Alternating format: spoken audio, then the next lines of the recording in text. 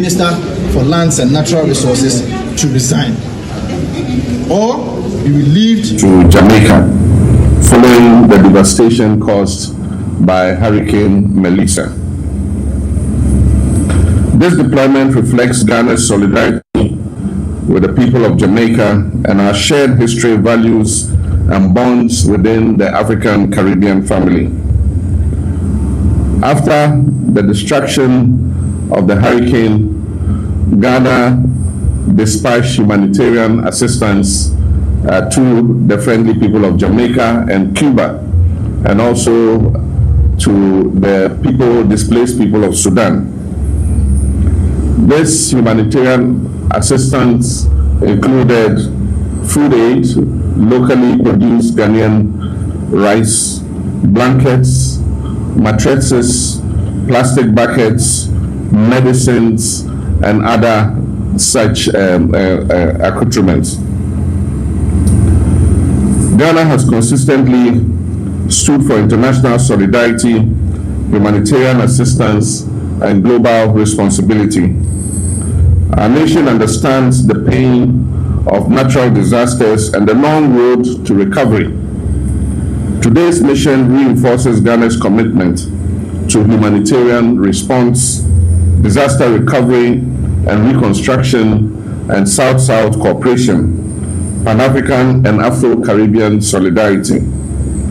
I commend the Ghana Armed Forces for their professionalism, for their discipline, and their readiness to serve not only Dramani Mahama, President of the Republic of Ghana, Commander-in-Chief of the Ghana Armed Forces, the Minister of Foreign Affairs, the Honorable Samuel Okudzeto-Ablakwa, Deputy Minister of Defense, Honorable Ernest Borja Genfi, Lieutenant General William Ajapong, Chief of Defense Staff, Service Chiefs of the Ghana Armed Forces, members of the Diplomatic Corps, members of the Ghana Armed Forces, especially the Engineering Regiment, members of the media, ladies and gentlemen. It is my great privilege to be here today as we gather as partners, the United States and Ghana, working hand in hand to respond to Jamaica's request for humanitarian assistance. As the Foreign Minister noted, in the wake of Hurricane Melissa's devastating impact on Jamaica, the government of Ghana stepped forward with a generous offer of assistance for their fellow Commonwealth member across the Atlantic, demonstrating not only compassion, but leadership. Reflecting the very close U.S.-Ghana bilateral relationship, Ghana asked, and the United States answered, the request for airlift support to Trans-Spain Brigade of Ghana's Army, led by Colonel Emmanuel Assia. Later today, this U.S. Air Force C-17 will transport 54 Ghanaian military service members and 9 pallets of essential equipment, over 65,000 pounds of personnel and cargo. Dramani Mahama. Makes governance, Yeah, resetting Yama be brave. First of all, premix airba a fire phone someone. A free time oil refinery direct. Na banswan, na landing beach for ne receive, omo receive ya. Na oma ton ama a fire for ama modi ayo. Tinti no entina and the yaba ha say. Na say ya share LI 2233 the mo. Embrano HRS premix neba na say committees not on one. And fast where basso no a moon chefa 53% no or mine eno esika CCA no BBI yedi any ADHD we enya first of we enya the first of it ya start if is second ye free ha ye ko new takrade ye be rashama and ye be boom kunta across the entire length and breadth of the country. Every landing beach committee be receive premix on the boom contain. So I think so far so good. Committees ningina ewo secondly ha aba abeboom contain. Oma chire Lord Omenya, Oma chire or mine fasika no any bank account on the sikana too. So far I think very good. So ama or mine husika aba Lord Omenya any or mine chefa. Send there will be transparency because His Excellency John Dramani Mahama Obano or say there's going to be accountability and transparency. It's in line with what His Excellency promised Ghanaians. Premix governance, resetting Yama be brave. First of all, premix eba afare phone semwa. A free tema oil refinery direct. Na banswan, na landing beach for ne receive. Omo receive ya. Na oma ton ama afare for ama modi ayo. Tinti no entina ende yaba ha say. Na say ya share LI 2233 di mo a. Embrano ekre say premix neba na say committees no ton wa. And fast way back so no chefa 53% no or mine eno esika sisia no bibia ye de ni edihre we enye first of we enye the first of it ya start if second ye free ha ye ko new takrade ye be rashama and ye be boom kunta across the entire length and breadth of the country. Every landing beach committee when ya will be that say the mobile radio stations mobile make old committees in there one bra na one for one book na one contest bra na unfortunately ye be share no one mu biala mba so kuna funya so did that there ahen ye ba power lepie and I make aka one day you are John Dramani Mahama, His Excellency. Wama yata say the reset country no. There should be transparency and accountability. Into no one year crowd once someone sikasam na one kunte ya pepepe o sande ya ba from the one brand mbu kunte. Nanso ende wamba na why ni shishede de waje krate finkan baba wadabre amano anye MC na you true ya anyone akọ ya monwan wafa mbekwondo na webobu nkontai amena wo yenyimde sika no onya wandia oye sekune afarefo community no wanedia wogina mpano a wonwude obi areka wonyi bia mpa wobe won hu yi wanen kanye nyinara ahyeso dem dwumedi ni nyara no ode you true in collaboration with the MC. Unfortunately, this conflict has turned the fortunes of Boko. Teachers refuse to be posted there, doctors refuse to be posted there, civil servants are leaving. We're doing national service postings, and we have suspended posting national service men and women to Boko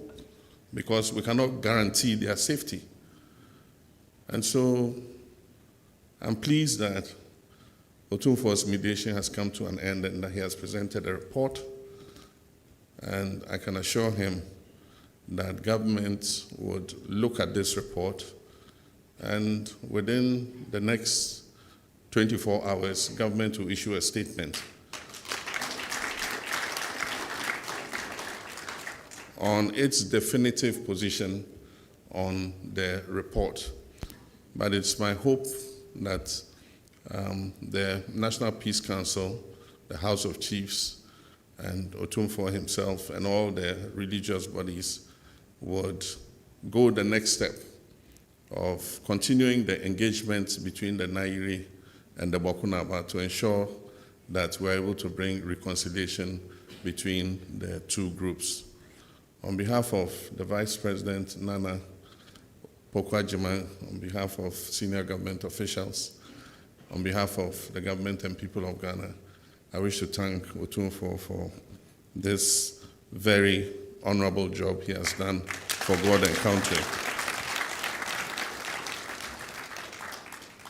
He has shown that he does not belong to Ashanti alone. He is a national asset. And so, Nana, I thank you very much. We've received a copy, and I'm happy that you took the decision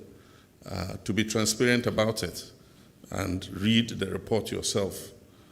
This has been covered live. The whole nation has heard you reading the report. The Forestry Commission aims to consolidate the gains, address emerging challenges, and accelerate the transformation of Ghana's forest and wildlife sector through the following measures. 1. To review the Forestry Commission Act, Act 571, with a view of transforming the Forestry Commission into a paramilitary institution, restructuring and repositioning it to be more effective in confronting current and future challenges, while leveraging growth opportunities. 2. Introduction of forest protection camps for forest reserves and rehabilitation of field camps within the wildlife protected areas to improve law enforcement and early detection. Today, we'll find answers to that. In response to these facts, the government has given clear indications and directions for the development and launch of a comprehensive foreign policy underpinned by a realistic implementation plan. The intention is not to produce another document for the shelf, but to establish a framework that can guide practitioners, set clear priorities, and incorporate robust monitoring and evaluation mechanisms so that the dividends of our foreign policy impact the lives of our citizens. The draft work to date has identified several core areas that will require our close attention. These include defining in today's context Ghana's national interest and how it should be perceived, better aligning domestic policy priorities with our external engagements, reflecting soberly on our post-independence diplomatic trajectory and our modern day diplomacy,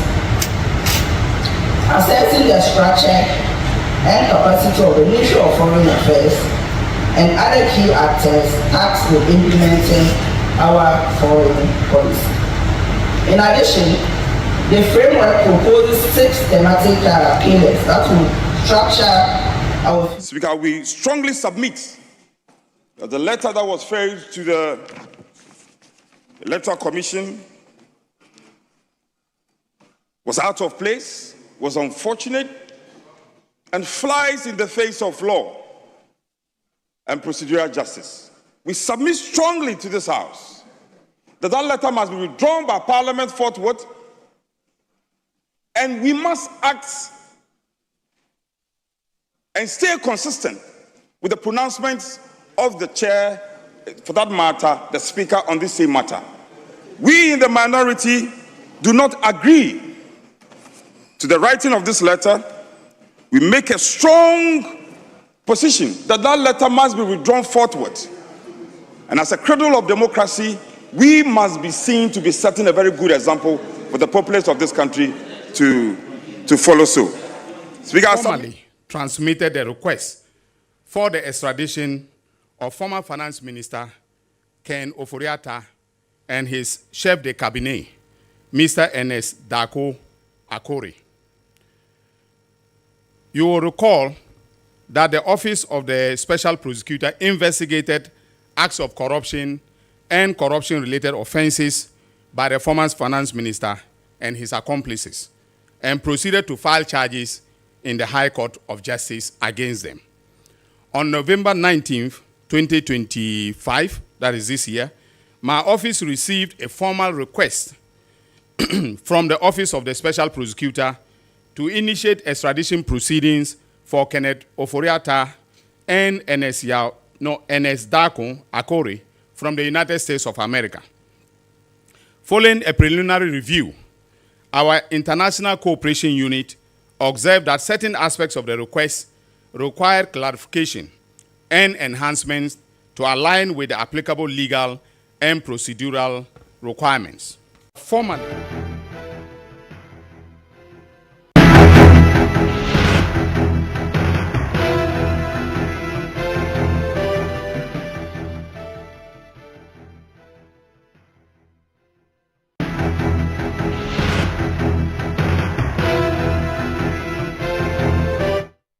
share a mamunyana jo eba Kessben television so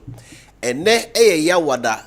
December boswe ne da eto so edunwotwe e wa fimpi mienu ene aduonu enumemi we ebe the last edition of the Punch yeah they bro for the year if say na what say no na 25 December ya bro nyaninti amanfo any aprepa ya to say no do ne be sorry nkunya so na minim say na yon sempia kan so e krado ya obeti dwumede say de say na efata meden de Kofi Appiah malame ya na ebon chidom ene enwumre na very first segment ye behwe na ye di nkomo e de afa NDC amanyoko yi ebaye omomodembo ekobeye afinie. Do you see that so far so good and I say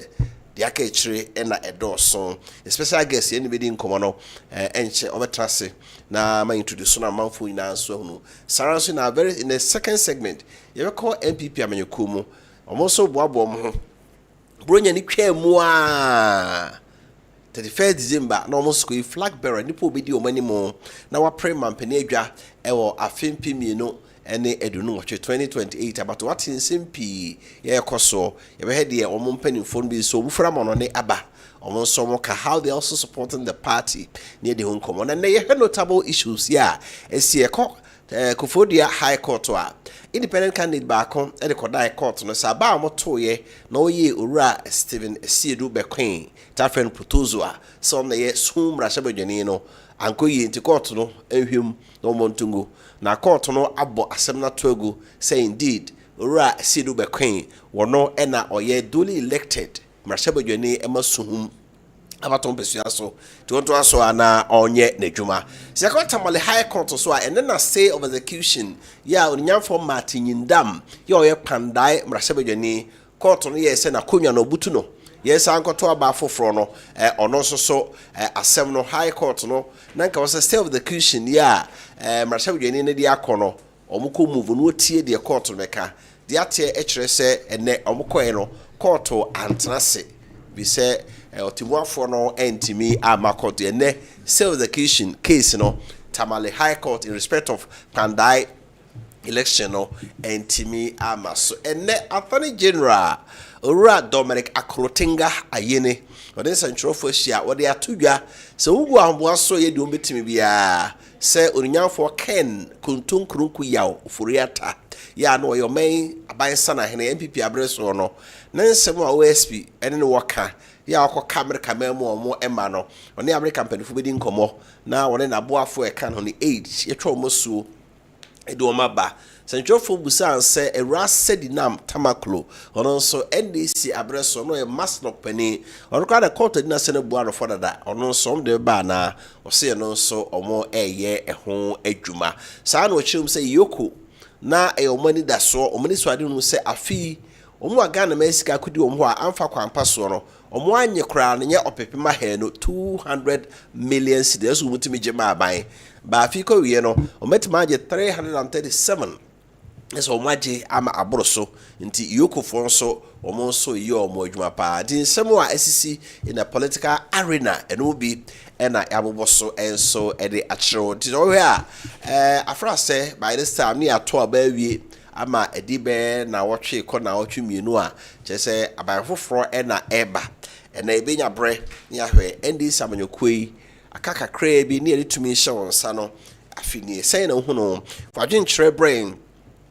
your supply is 0551-599-933 0551-599-933 so na ebrepemu no yebedi ehunkomo a very special guest here na no enanwumre odi kan ndi nkomo onyamfo Evans Amo Chumesi ono ene aban krache penia ono ena hwe Citre South mensin eso ebedi nkomo ne ahwe ne mpesua so say de amemo niam sikro na afi NDC aban a omada romanti ena mampeni edna to mensin no ano no unza ba no modern bono se agro no beso a ya na ifra no pa unse eniema ekoyie ana orabo e makwaba wa fisha paso afenko mesan ye ho afise se na Kristo Yesu amaye nkwa ahodi wo mu na waye yakoma so ade nyina so amaye when so kai say a few mu by now na Ghana the wind of change ya ebulu ye no amane ma bibra sa what are your memories you ma be na kai afra say to awanse the no man ne Mexico ye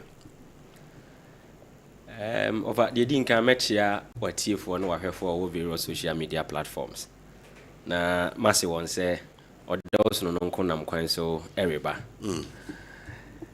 asresɛm ne sɛ mekae sɛ 2024 na yɛgati to December abatoɔ mmerɛ mu na saa mmerɛ no wohwɛ expensive campaign a na MPP ɛyɛ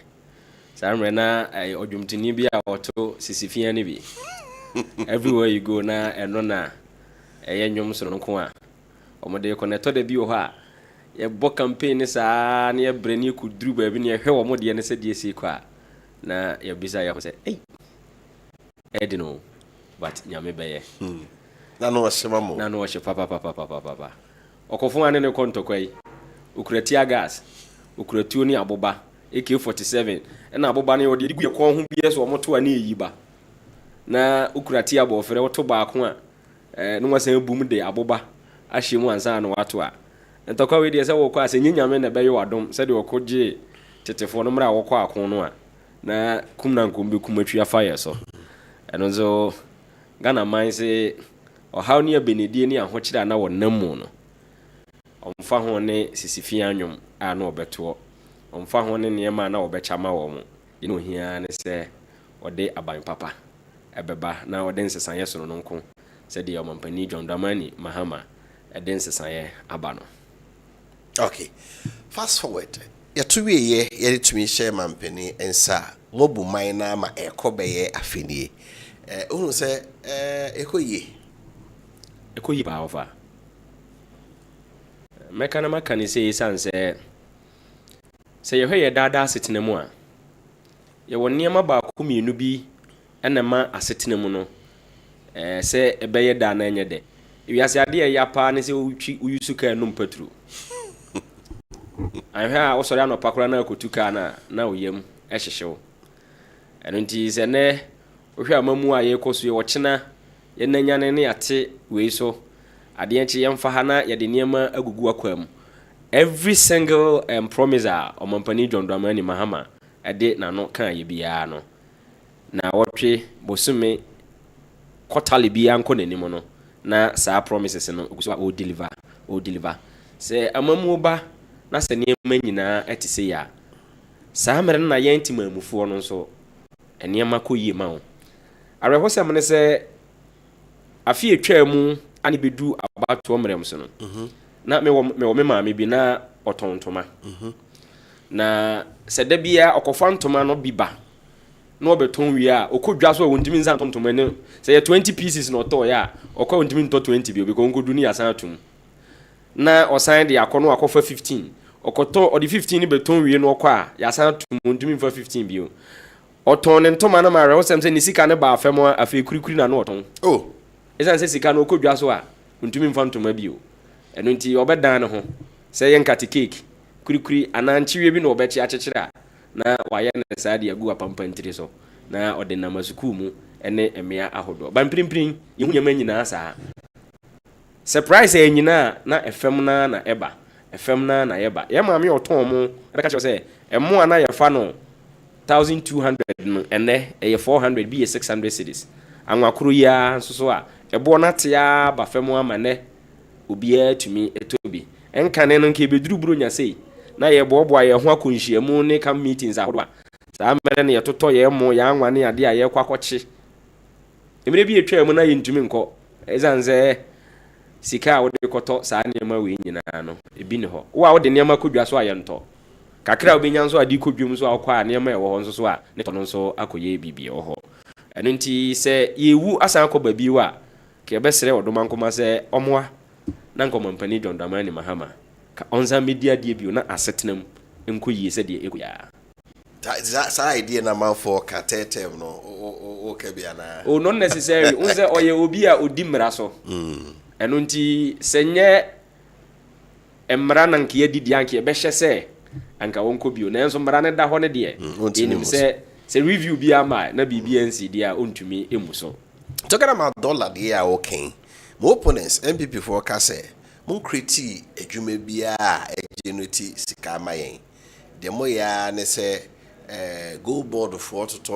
gold free both legal illegal small scale for no hɔ a no matter na mo nya dollar no Bank of Ghana they support it artificial Wofa Kofi say yɛte ye various efie mu no ye various houses and as homes aye wo no. It doesn't necessarily mean say the biara nopa e wo say wo fa aba ananse ka di si wo maso anza no ma ye ne eye. But say wo kyerɛkyerɛ wa kwan eye niema yie na say wo niema na say wo ne ye ekoyi a senkamre bi etwa mu no senkana abanda de etwa mu no sikapuduo bi a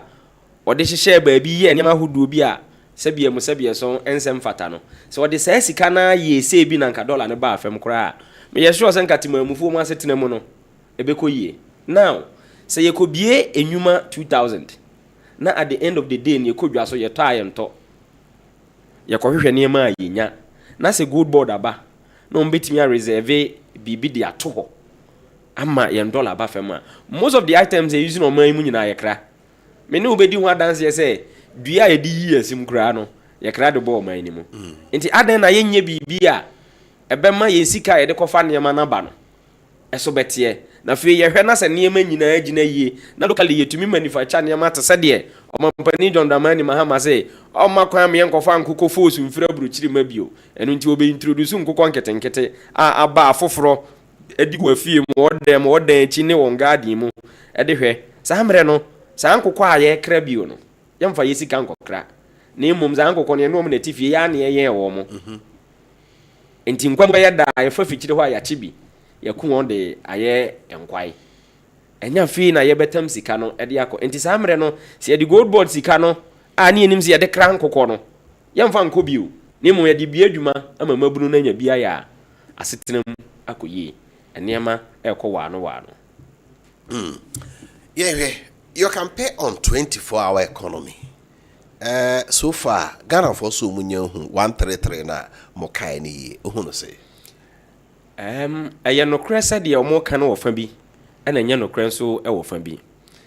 Dwumadi ya hyase mu no. Yenim say sector bia no was already built.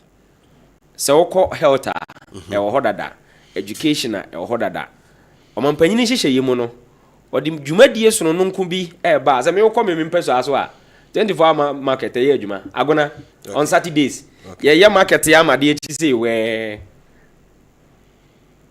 ye ma menom tena wona so se bode mako enanya se ye ntonzo o ye di hu dwom dubodwa no eto niema no made echi memne dana no pa akwanhwefo koso nyame a hu so fa kuruma hu za ne de ha de idwa no ko yi pa because idwa be ko yi a uduru a uhuna namon eni nwura kakra bi a hipu go ze ne amanfo eba adwam we nti no say o the 24-hour market no ebeba ne mayemu no wo niema hodo a wo de ahyehye mu a eho na 24-hour no adwumaye no ebenya nhyaase enu nti so koye various market na ye the police station kakra hjem se ne ebe ya ye ma me no obeba na dudwa no on sika ho bambo ebekoyie ede ama won se yekọ ye various pharmacies ne niema atwa ye ho ahia a yenim se 24 ani de omoye ne saa na emom recruitment ebebai ye be push security services no ama mo akọ various ends a ene bebo ama sa adwumadie no agi hini na koso because abonefo de anadwe no ye onwuma enu nti se de nwuma eba na se ya ama security nso anya tight a so you realize at the end of the day no ye hard earned money na yakohwehwe ni nyina no na akoye boachibidi. All right, mame fa won si o abemu na memra won pesua so seche south ya mahinkro ne agona mampeni de share won say what has been the challenges and yema how they see when so ya utu ho anamon at the end of the day no e be won say tenure this is what you have been able to do. Me da so fa kofi ade ba ko edin kan ya me koye a na eye wo how kese ma me pa ye projects ahodo a na yagija asi nwurem aban bi ba no be ya aban bi ba on to aso ena aban dada na otwa mu no na ni nnwuma ahodo ni nyina free central government na eba so contractors na eba omomfa assembly ho pay homage ena so omoba site ya yachi omo so omonko ya adwuma no na omoko nti ye school dan se ye nsuo se ye toilet na obeye se ye se owie a omfa light mrem owie a ompenti ne kokko ana tuntum enam se wa mechi mu obi enti no owie a na asi ho onkrata bia emfa assembly ho ɛno nti sɛ wawie ɛwɔ so obie sɛ onwie ohia sika bi ansa na ama na adwuma no awie pɛyɛ ne nyinaa ɛmam de baayɛ project biara yɛbɛto yɛ biara no yɛkɔhwɛ ne yɛhu sɛ wei belong to medo better quickly na yɛayɛ letter de akɔma ɔmo sɛ yɛhunu dwumadie seesei wɔ yɛn mpɛso ano so yɛn manfo hia onye obɛyusu imagine sɛ wobɛkɔ kuro bi to sɛ daw kuro no twa kwan kɔsa nsuo ba bɛnom yɛayɛ nsuo si kuro nim enso contractor bae ne de ɔma ne bae no ya monipa ne din ya nkyerɛ wɔn de ɔmfa nyɛ to awie nsuo no nesi hɔ no wagya hɔkɔ wawie nsuo no emie timamufo ni ntumi this your okra nim onim sɛ ya besi nsuo bi kura esi hɔ no anse office central government bae ya wabɛyɛ ɛna wagya hɔ na ɔkɔ ɛno nti we yɛ nneɛma a yɛ bɔɔ no ɛno nti na yɛyɛ various report no mampanyine sɛ ɛna yɛbɛintroduce biribi sɛ common fund mu no yɛde biribi bɛhyɛ mu a yɛbɛfrɛ no legacy projects ne dwumadie ne sɛ wokɔ me mpɛ so aso a yɛwɔ nnwuma hodoɔ mampani John Dramani Mahama ne first time no ɔhyɛ aseɛ sɛ wobɛduru bipo a yɛwɔ ICT lab yɛwɔ 3-unit classroom block a ban no ɛhyɛ aseɛ a wokɔɔyɛ no abanda da ɛbaeɛ no wamfoɔ nsa nka ogya no hɔ kwa sɛ wokɔ Jamasi a yɛwɔ 20-seater toilet with water closet and nso aban ne hyɛ ase a ogya ne saa sɛ wokɔ Chirimfa yɛwɔ classroom block a arɛho sɛ me wɔ Chirimfa ne sɛ ɛmɔfra a wɔ Chirimfa wokɔ school no ɔnante 45 to 1 hour ansa na wadubia a wobɛkɔ akɔsua ngoma no so firi Chirimfa hyɛ Kofi ase Wiamo ase Bepa ase ne Kokoti asua ntam enti de wokɔ school wɔ Kofi ase no ɛnante bɛyɛ 30 minutes de oba Wiamo ase no nante bɛyɛ 45 minutes de wokɔ KKT no nso nante saa ɛno nti sɛ abɔfra yi sɛ wasua ngoma so ɔkɔtwerɛ exam se koraa wonu school no mu no na ade a wasua wɔ ne tirim no nyinaa ayera ɔmampani John Dramani Mahama atwa sikapodoɔ de ama na me no ka sɛ contractors wɔ site wokɔ Wiamo ase Methodist wokɔ Wiamo ase Savior Primary wokɔ Dɔme Abra saa school yi nyinaa contractors wɔ ho a yɛama ɔmo bɔ so mɛnan sɛ ɔmfa nwie dwumadie no na ɔnkom yɛwɔ projects nso a yɛbɛtoo yɛ a abandada no na ɛhyɛ aseɛ na du mpɛmpɛnsuo bi a ɛwɔ sɛ wɔwie ebi te sɛ Bɛdomase Methodist yɛbaayɛ ani gyina ɛna yɛde kɔpɛ kakra de bɛkɔɔ ho emeki sure sɛ dan no ayɛ adu mpɛmpɛnsuo a mmɔfra no bɛtumi akɔmu akɔsua ngoma yɛkɔ Jamasi nso na ɔmo nso wɔ school baako wɔ hɔ Jamasi SDA na ɔmo nso mpɛmpɛnsuo aduro no ohia bibi kumaa bi na aboa wɔn ama wawie wɔ adwumadie no ɛno nso yakɔhwɛ na yɛde awie yɛsan realize sɛ mmabu no adwuma nso ɛyɛ biribi ɛwɔ hɔ paa na 2024 December mu no ɛmra election time na yɛbɔ ntoa no yɛma yɛmanfo te aseɛ sɛ ɔdomfoɔ no yɛ adom na ɔmoto abama yɛ nea diplomatically we will be connected ɛno nti yɛbɛgyina saa tumi na yɛbɛnya no so ɛde akɔpre nepa ɛde abrɛ wɔ mo ɛnɛ yɛde dwumadie bi aba mpɛsoa no so a yɛfrɛ no tekafa we are yet to launch tekafa we are yet to launch but yɛgu so ɛde ho nneɛma no bi aba yɛfrɛ afoforɔ ɛso de abɛka tekafa dwumadie die ne sɛ yɛ realize sɛ maburu no bi wɔ license a obɛtumi atwika pragea ana aboboya nanso fie a wofiri mu no oni papa bi ni maame bi no wato bi ama no saa mabuni bɛsɔre no na wogyinagyina mantwea oni hweyɛ ɛno nti adan na aba a wato ama mmeɛma tumi aba no menyi use political connection a menyan ɛmfa nkɔpere ne pa bi mfa mmerɛ wɔ mu nti dwumadi a yɛahyehyɛ ne sɛ yɛ pragea aboboya ana ka na sɛ nipa no ɔpɛ sɛ onya yɛbɛgyina yɛtumi nso akɔpɛ bi de ama wɔn ne nhyehyɛ yɛ mu no sɛ yɛ bosome nsia anaasɛ afe ɛne yɛde bɛma wo a yɛwɔ taku anaasɛ mpo a da biara da no wobɛtua sɛ bosome nsia anaa afe no nkɔ wieɛ no na watua wo sika no awie a afidie no abɛyɛ wo dea saa mmerɛ no wokɔdwa so a kakra a wobɛnya no wote bi bɔ akɔhoma a na wode kakra no so ato hɔ fɔ daakye wei ne tekafa ho nhyehyɛeɛ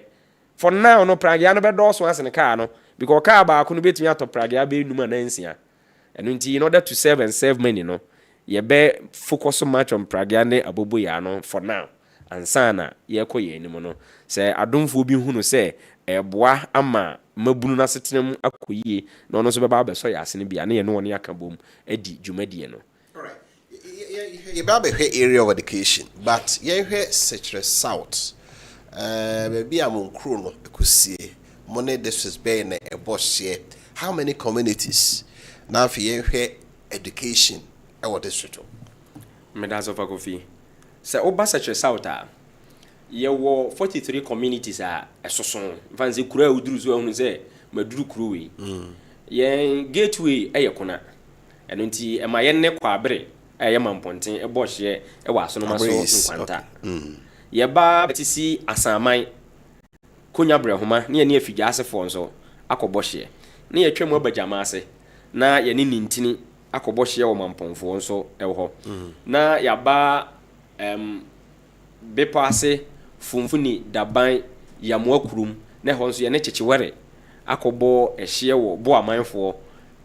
mpaso aso ɛno nti saa na yɛ boundaries no esitiɛ aha yɛ bo aman aha yɛ mampɔn aha yɛ figya ase na ha ɛyɛ kwabere. Okay, you hear education from the basic level. Now, Sunday I who pa ne say can schools under trees a free war, but be pa. Apart from say under trees, we will crack kumya table crown between us what dear crano. It been ho. On person to say. Me person so as such a south dear. Yen shed ni school beer. If I say school mo frano duase, and I will see dear. But it was school be to say, amenase. JHS on state no very bad into her ye budget aye na ye de won ahim ye next sika ebeba no ye bekọ akọhwe edi hu dwumadi ama se wo hwe agona SDA primary omo no so omo dan a wo mu a okọ mu ma osua mu ngoma no enye kura unhu se ya takwame unhu se ye nuadan unhu se ye bibi enti no so no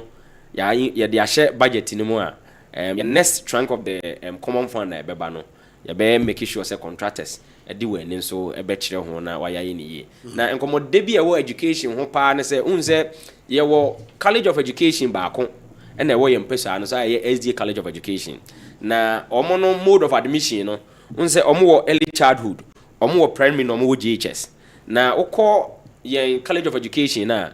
ofa primary ni JHS nko early childhood ye onfa bi ne wo mu ne se won adan a obetumi aboa wa mu afa nipa no adan ne nso eno nti ena no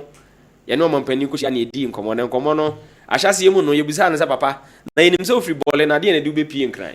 ena o se eye ngomasua ena se wadaroma ena se ye ngomasua ena okoye mpeso aso ye wo college of education bi wo ha ohia KG block with theater se wonya saa de na ebeboa won ama admission a offer no se afi bia offer nipa 400 a early childhood no so ebeboa mo di 200 abeka na ye 600 ye hwa de bi saa mera nipa 600 a yafa no ma me bia oton aduane wo kuro na school ni wo mu no obenya se nipa 20 na ton aduane na be move to 35 na 40 oni ya oton nsuo oye bodua oni ya ode wodan ma haya ma mofra na tena ba bia nya adekire no ama setena mu so akoyi eno nti wahye na wama ye keten se ye budget ya ye no afi ya ye nkwa awie no yenim se eye de ne ya ye de aso bebo fam edi se adwumadi no so de ama agona college of education aye SDA school a ewo agona nti on the side of education there ye nheda ni how gidi nkonwa sem ne ade no so no aban project aban common fund ode ma ya afi no eno so wo mu a ye won konwa ahodo a ewo se ye ma emofre na me no kasai ye won konwa ahodo gu assembly a ye gusu a ye bubom a ye ho nwuma akochema a school for ye nim se o mie school mra afi ye simono je na nkonwa ne nyina aye set ama won dada sitinem won ye daache se mofre yi ne ho a ye ni china and nti wo se ye hwe ne hwe won yi nti afi bi simono talking about the common fund say they say ba pa dia by banso ya na projects a ye dia attach ho that we hold it. Yes. What is the division, the percentages? Sign the core education, sanitation, the rest. On the side of your common funds na eba no. Your allocations are why yama yen say yem fan ko various sectors no. One, say woko health yama yen say yensi not less than chips compound bi no. Enti say wo hwe mempeso ano so a ufiri kuro bi ti se kokotie sua ko be paase ufiri kokotie sua ko mampon ufiri kokotie sua ba wi amoase a e be take you 45 to 1 hour ansa na wadru kuro duanum we kire se obi ho techema awo bi ka ye maame na se obeba abesene akwayare sabe a senye agya no na beso mu anhwe na wahwede ne nkwa ewo ekwam eno nti KKT ebesi chips compound a ye wo staff bungalow ye de ataache di nti ye de staff bungalow ka ho ne se wusi edan no nkwa na wamfa ohwefo no dan anka ho a emotu no so wapon yare nso obi nim ze beba wia anase anopa nti wapon ko na dan si woni nipa ni mu a oyarefo bi ba na fe dan ni si wo kwa enzo ni dwumadi e wo se odidie no enkoyie ye wie sa project na nso a ye bekọ no besu funfuni no besu ni brofu yedu entem ansa na wakọ yamoa kurum ho nso ye besi chips compound amom because as kuro no nkura atwa ne ho ahia ni bi ne funfuni daban mpia ni kurum brofu yedu hiama nchene sa nkuro nyina atwa sa vicinity ho ahia omo nso behia chips compound omo next time aye big be pass eno nti se yampe bibi ama omo a ayaresa brema na asa hododo birimu no ode beboa ahwe wo ho a yanimra ye ho so no na yahwere timamufo bibiri we ni niam ahodo bibira mompani John Dramani Mahama ehwe ye various reports no hu say no ebeboa ne behia se yebedi dwumadie nso ede afri ho se yeba 24-hour market nso a minim se eno de district bia no yebedi hu dwumadie ede bi asi ho eno nti ye ne mpanifo ka wo tripam ho na yehwe ye no yaye ya adwene se ye 24-hour market no ye de beko wi amo ase. Okay. Ana akboa ma timamufu wo no so mu di dwa ekwan no ho no. Yes. Ya na ye too choked. Enti sa market yi kura no ye wie 24-hour market ya ni wie. Say na structure that here. We ye market fofra. Me am ba ye ne contractors ahia ye besi. E de ama we ye agona. No we ye kona the gateway. Okay. Market ye besi ama kona. Okay. Kona ba in existence no. JJ penso na ye see market ma won. Di margin time na JJ president ebesi ne edan na bubu ama aye bibie wo ho. Okay. Ye ne contractors ehia e di ho nkoma by 5th January ye de aso ebebo fam esi market fefefe we. Kuna for the kuna de ni. Esa na mo the 24-hour market. 24-hour market ne de e ya bind de ankasa wo de abasa yensi we ye agona another market asensi ama agona for so. Yes. I see. Enti aside 24-hour market no ye wo additional 2 markets are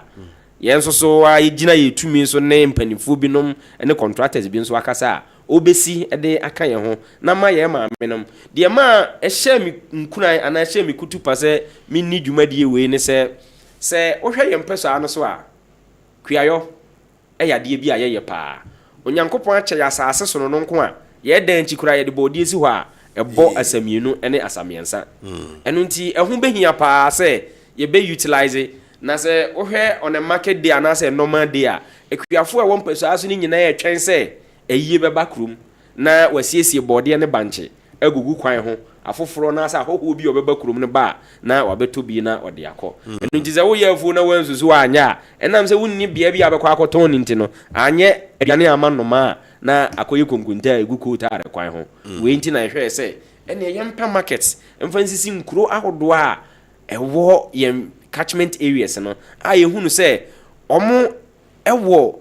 nipaku obay didwa no nanso ba bi obedi no nti no na onhu se oduru kuna ye maame no tete madwua kuna ni kura yese na so bankuta emrantie ewo kuro no mu ye adwuma so okọ no aba pata no ogu ase edi nkomo se na wo bankuta owi a showroom be kura no odi koguo market ben na ho bi si kuro no mu a afei na wo be wura mantwe obi danchi akopie ba bi a aba pata bi se okohwe dwumadi a wodie we mu nyina wo serve as area say dwumadi ni nyina koso wi a ode be ba be deposit ma foforo ofiri achichi ne benche enso ba obo se oh kuro we yesi dwumadi o mu die pa ni ampara yeduru ho no ye hu se wodi say dwuma no I just found some back to education. Okay, basic no ho asem na yenhwe the secondary level nim say mo senior high schools ewo ho ko Jamasia nse omo edujemfi wo infrastructure pa agona so mo bi ho say na secondary level no etie secondary level no ye wo uncompleted buildings ni bi wo various schools how many SHS in all ye wo SHS is it 7 ye wo agona SDA ye wo Aztec ye wo Kunadu Yadom ye wo Konfanoche ye wo edujemfi yɛwɔ fast track ɛyɛ private ɛnso ɛwɔ hɔ ɛne nti woka Kessben na yɛwɔ wɔ yɛn mpɛso ane so na ofa baabi te sɛ Konadu yi adɔma ɛno bi na na meka previous government no issues bi ne nneɛma bi ana ɛkɔ so no yɛwɔ nice edifice bi a wasi boys dormitory na Wofa Kofi sɛ me ma mfonyini bi nanka wahyɛ wɔ ayi so a ɛdan no aka nwuram ɛna nwura afum no me ne wo sika kakra ya tete no ɛde ato hɔ no dwumadi a yɛkɔdi yɛ no ɛno nti na no yɛwɔ hɔ a ne ehunu sɛ contractors yɛyɛ ho report ɛkɔma get found ɛma mu hu sɛ yɛwɔ dan so no nko sɛ esi hɔ a yɛwie yɛ no na light ne hɔ yɛwie yɛ no yɛnsi teachers bungalow ansim ɛsan sɛ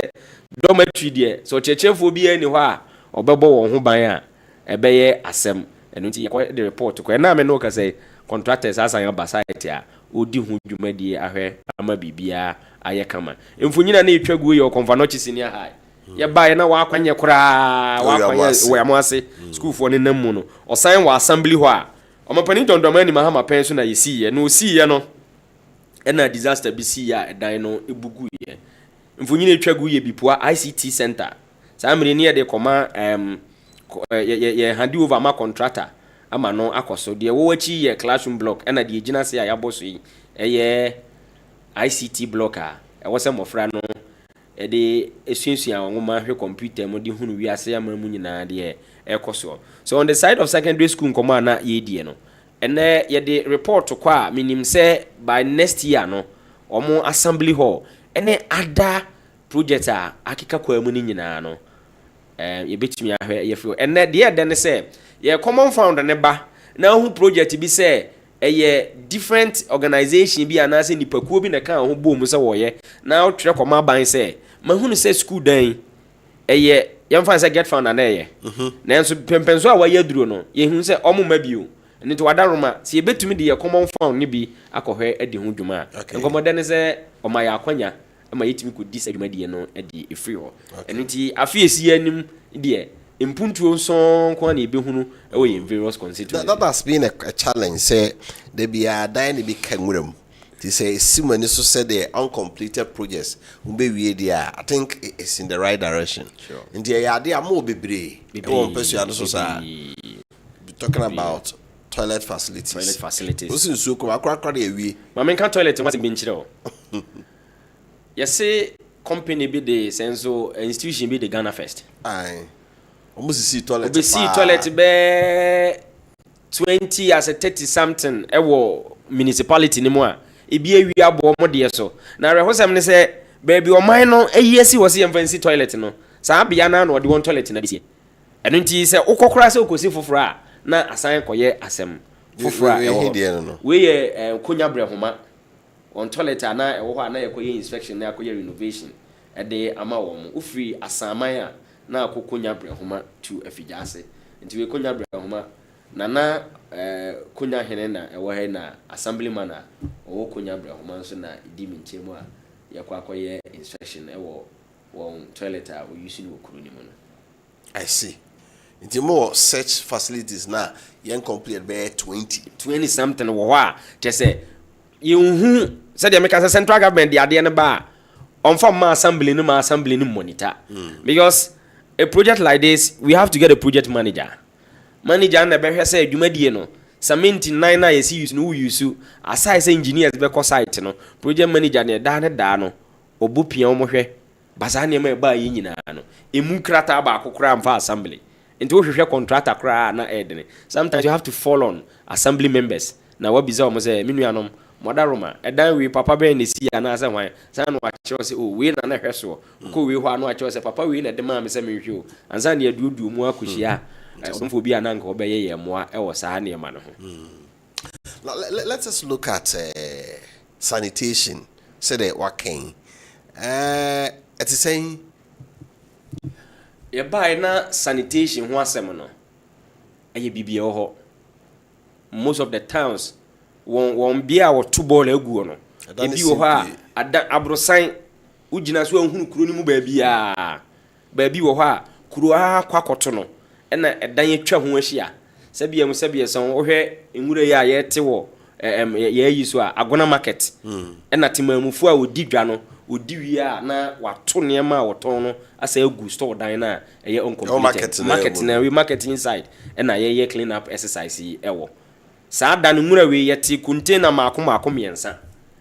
ye ne agona hema ene mpanimfo ahodo ka ho nyina be ka ho ma ye di dwumadie no ma no eye fe so hwese me kura hwibarum ehwi nwura gu ma na se yade ana enkusani edwa idwam ho ne nuane ye nam niam ahodo a ye tode ye aduani die nyina ne die tiwe aboanwanse na kosi so a na obesi nam no so na yato de koye film eno nti ya draw timetable e de ama in various towns na ya hyase a ye two ball ahodo no nyina efiri ho ndize odu kuna quarters na o ball bia na esikru no emfimfi ni nyina ya clear so efiri ho nom ayi ni nyina so efiri ho obata no dumase a na no da omno so yakodi wo hudwumadie na no memene da ye sanitation day e wo kona no na ye say two ball bi nso wo agona African Faith School dan no echi ene yesiye no na ebo ho eno nti on the issues of sanitation no emprempren they decide say ebe ye ne say containers no ya na eto de ho aba bia ya maame nom ebe free edinwura na kogu container nim no ya na emuwa eno na to de bia odu gata bia mu a na ohwiagu emprempren ye procure tricycles aye aboboya a betimi akọ afiafiem akọtije kuna bola na me ka ho asem no eno na me ne kuna mema ahia na yedi hu dwuma atudi afi ho no nti so ha yiwie no eho nyina kọ kwa ma niema nyina samra na egusu etu na me call side visitation a me kokọ hwe se de dwumadi no esi ekoso no etore bi wa yentiment na office nko ani hwe se ya soma mpanifo so soma akoda onamu na dwo na emu akoma so de enyo okra na wose yekoho na yekohe nti ya to tricycles a I know say by the beginning of next year no san mfidie be kokọ ye fie ye mountain so ye maame no wa yimura no obeje it comes with a charge isan say ye beto petrol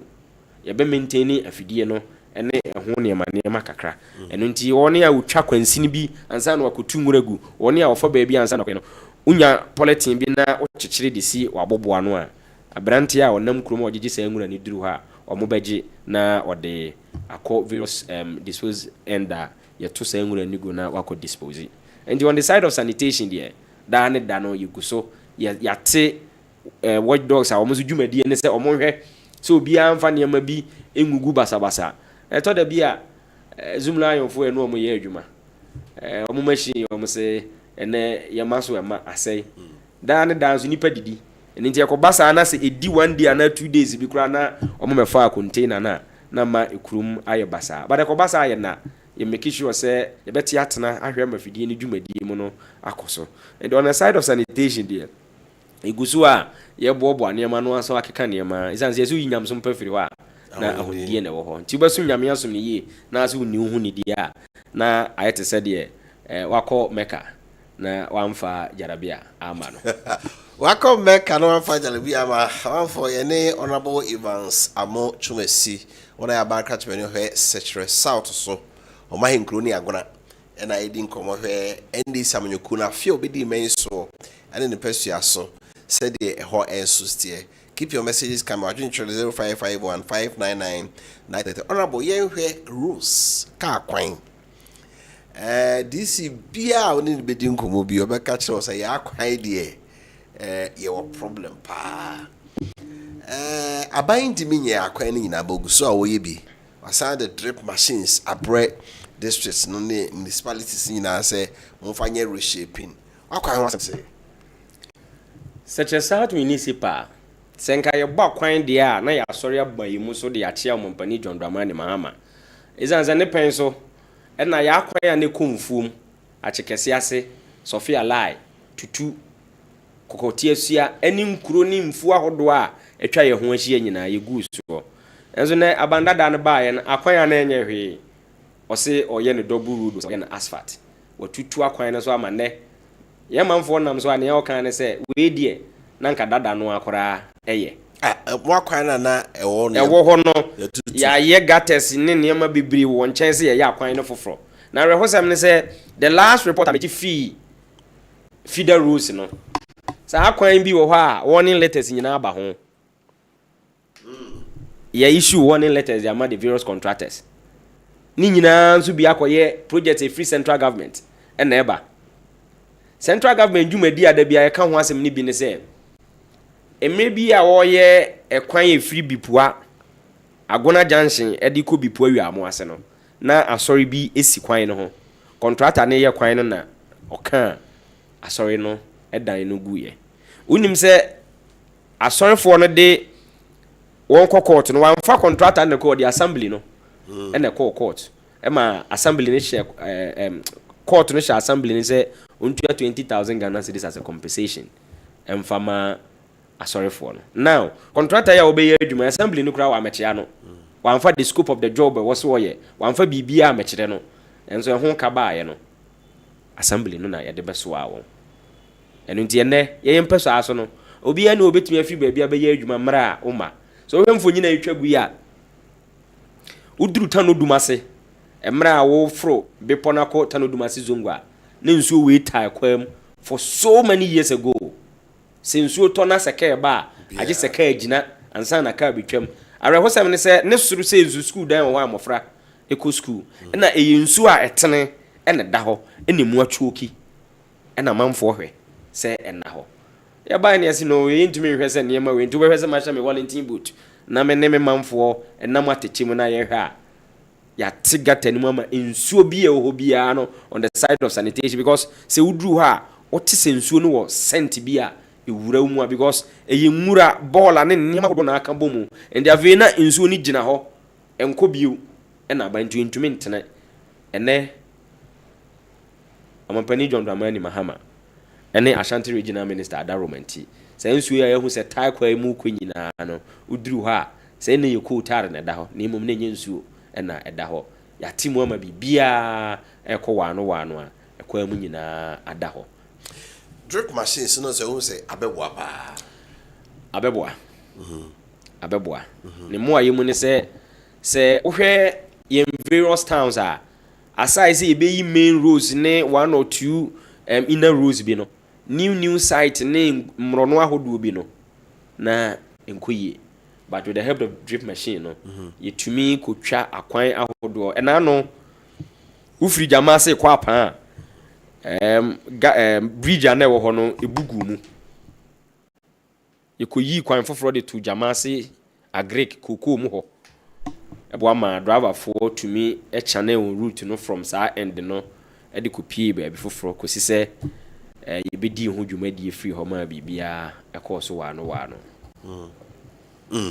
Inti apart from hono nkura mo akwan ye ngu so doso o pesu aso mi pesu aso de se en primprin ya make say de meka che say aside Kumasi main road kwan no akwan bi e gu su bia o masa asai no ufiri bipua Agona junction ekosi bipua ekowi amo ase a sa akwan na ya ye ni nyina ene ya tutu nyina ya twitwa ho ya dwudwi ho ya se ya trim ama kwan ni nyina asai ufiri wi amo ase e kopepa ase na ye koko road ani egusu ama demarcations ne lines kama na me no kasai sa kwan ni nyina asai ufiri wi amo ase e ko amanase domia buanim sa kwan we nyina so asai enti mprempre ame no kasai ya kwan papa na ye wo constituency ni mu nyina no abanda da no baaye no wasan abesai no these contractors no any kwan so bi omuni kwan so they omo free so long ago me kai say ye beto aba no 2 days to the election na obegu so from Agona junction to Bipua kurum eno anu no ya de ato aba wi enti no omo amabio krokro de John okay for you say vision going into next year e di ade na o de su ani so say such a sort of hwe kwan sa fie di wani mu obey avie di anim ade poten pa edi nkan a ebe ye ho adwuma ye toilet facilities okay ye manfo ne ahoho a obakuro nim no arehosem ne se obedru a obre se opeba bi aye wo ho yi a entimi nkoba se da biara no pa ye nuanom ne ye maamenom ebebon kontena ko afukwan so no akoye wo ho yie anase wakomia a ensem fata na wakoye enu nti se wo ye 2026 budget na ya allocate toilet facilities ewo nkuru bibiri unless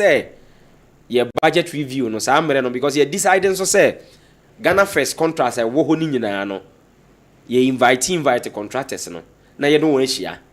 na se omobeye no on PPP basis ye nyama mo ana mo complete ye mfa mamu mfie bi na mo mfa ma oman ni news mo obi ntina ho nyi sika sa mfie no kwa wie a na beye assembly no ejapade isa se yentumi ma sa adan no so ensisi ho saa me kasa no me kan bibi ba FI talent ho enunti next year 2026 a ye besi mo no ye wodwumade bi a ye de beba nso a ye frɛ no district farming district farming ne say ye hunu say ye won sasetam ye wa asase ye fertile e wo ho a say ye de ye ho hyekua yom si ye ya ye ni ye a e betumi aboa mi say enuanom ni nti a won fa ho hyekua no mu ne say so odua no ansusu anua a otofo ne hwan enu nti da bia no okoyafu no wi a se banche na nka fam ampra na aye basa okay but banche ba kwin ye woni ma hodo bibra eye ye de banche ba ye gari sa banche kuro ya ye de bia starch banche kuro ya ye nya biscuit free mu banche kuro ya ye de wofufu banche kuro ya ye de ya cheke sa banche kuro ya mranti omutwa bie nsu nyansa free mu enom kakra enu nti se ye ni ko banche ho na ye say ye change no from the raw state no e de aye bibi fofra sa amran district farm na ho hyehye ne say farm na ye nya no ye be fa farm manager nti obabunu bi e wo kronim a wakosuku a onya adwuma no ye betumi afa no as a district manager na wahwe afu no so amaye ye wie na ye wie ye be fa libres obeye adwuma wo afu nim no ba ye be ba no so ye ton wie a ye benya taku ne sempo anso de amaye maame no mu ye bodwa na omo no so e de ahye wo dwuma eni nti adwuma ba ko ye de ba kronim no eboa mamuna nya bibi kakra aye sa adwuma kro na so eboa ma ye maame no ma wo ye bodwa na bi aye na kura ye be ye bibi te se poultry farm aye district no edia no sa kuro no school bi e wo so bia no as a day within the week no sa dwa ko si fiada no sa ye ebrada wukwada na ya wada e be yi sa adako na si ho school ni bia ko school kuro ni mo no district farm no e be provide eggs e de amomo ama won aduane a wodi no school mo no nyakosia e de atoso enu nti se ye benada bia no district farm na ya beye no ukuru no so no de e benefit mofra anase timamufu a wo sa ukuru no so no se ye bemma won sa akosua no na wode atu onua no so adie ebeboa momapomu de ne ako yie right ona we beja akwan amwako finally asabe na akachre such a south of our mutiwo people abaso so we adwuma pa titu or say we amase or say Mr. Please Honorable Evans is really working as such a south amatu amase. Please tell him I want to meet him one day at Yamase. So office yana pressure o pa. Ya guru. Dia say am for some from amon some office a pressure to be from amon fa. Call no dey me fa kwanya so na me de call no so ho se mo atumi ma fo ni me say omoda roma yin dwumadie no enne obefa ha na e wo se okoma speech ochina okohia mpanimfo we no mo akodi nkomo ochina okosre adesrede bi de aba ekobasa sese mete me di nkomo yi me phone da me nchen pa ma hu se course e baso but me ntumi emfa eno nti ya na omoda roma yinim se omuhia yen ensem ni bi o ha ya na wo se omo pese omo ka kire na ya na enye ya enya bo apayo senke menya no nanka obi asem bi a ode ba bia no matie fa ne se mako office obekọ office na edomo ba omo wo honom na sane steps ni besi fam na san ko abeforo nti sa day no ordinary say wonu obi have a conversation na give your phone so one ensure respect two nipa na sam na wo kan kra anhwe a unya ne ye and me when it comes to say me no obi di nkoma I do away with my phones say na be ya nipa na sam na wo kan no me nyante ase no obi wo ha anya taku ne sempoa na emum na asam na wo kan che so wuti atie ne yi a eho na obetumi ama ne solution na waboa no okwa na bibia akoyie enti ye course ye mfa nche ye kakra na enim se ye de ne ya Arabo, that's it, please. Oh, bye. I mean, shall you say, bravo for a sign and wedding and go view. That's it. Only for Evans, Amo Chumesi, MC, and a bar catchment here, I go such south. On my including Agrasso, on Enya Bre, Yandino, Edin Como, and then you die who Tiawaba, Yaba, ever sat to us the punch, and I'll hear our Kessben television. So, Society or Kessben 93.3 FM. So, Yabasisia.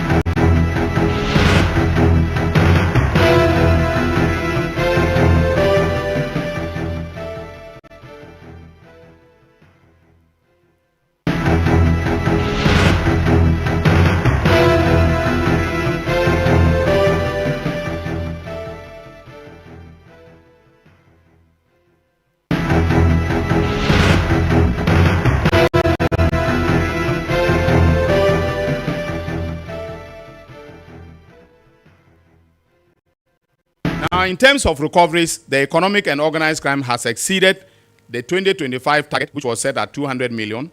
Recoveries currently stand at 337.4 million. This figure means that it has exceeded its 2025 recovery by over 133.4 million. This is the highest recovery in the history of the agency. The recovery represents completed cases of both direct and indirect recoveries. Direct recoveries are recoveries that are deposited directly into the exhibit account of the office. This currently stands at about 194 million. Indirect recoveries, on the other hand, are recoveries that are paid directly to either GRA or the consolidated fund. This amount stands at 142.6 million.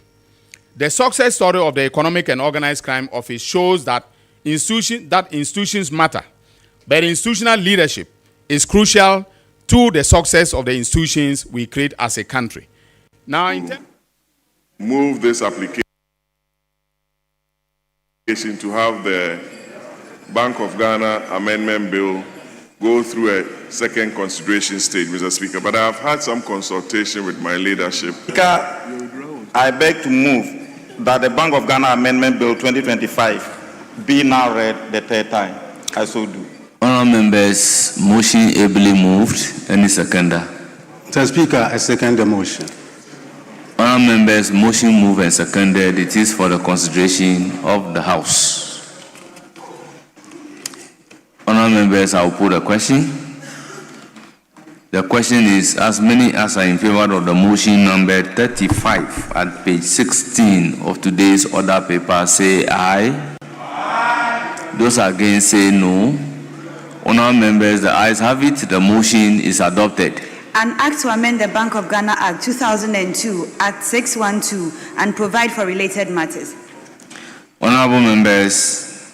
the Bank of Ghana Amendment Bill 2025 is duly read for the third time and passed. We communicated these observations to the Office of the Special Prosecutor. We communicated these observations to the Office of the Special Prosecutor via a letter dated 25th November 2025 and requested supplementary documentation to ensure completeness. On December 9th, 2025, the Office of the Special Prosecutor provided a requested additional documentation and addressed the observations that we raised, thereby finalizing the extradition request packages. Subsequently, on December 10, 2025, my office transmitted the complete request to the Ministry of Foreign Affairs for onward transmission to the competent authorities in the United States of America. That is, in this case, the Department of Justice of the United States. At this point, it is left to the American authorities, especially the judicial authorities, to make a determination.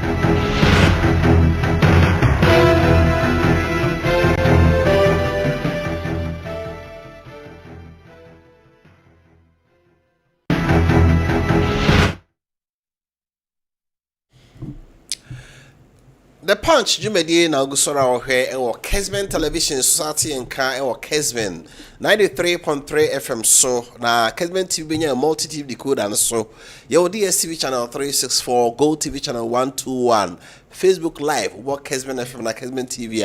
where you can wait to so stream in a very second segment yeah better called New Patriotic Party MPP the kind any NDC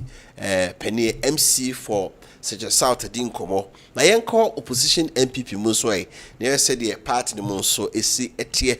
And then you retire ye, Emma NPP Amanukuno, Nen Krabata your Luton, your English rich memo, or more vice chairperson. Ura, and I said Nana Boache, and so away and chain and you Maria.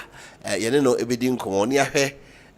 One more time on no. Say no Ghana. Na say na MPP so. Internal contest however so said the AC Ekro Nana Boache Bonsu or January the vice chairperson of MPP in Luton UK hair and then you and no issue na Makwaba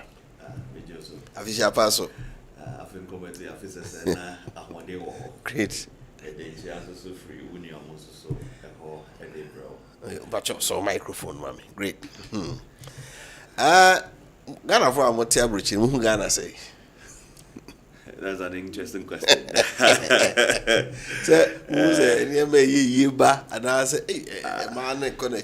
How do you say? How do you say? Well, my main fa as the PSC Maune were powerful. Na main fan checkers the UK branch ne Luton, the substantive chairman of FIFA. I'm about the Chidom. Almost the Omonchea. My name is Semeba Mefamau. Okay. Juma would in so many idiots.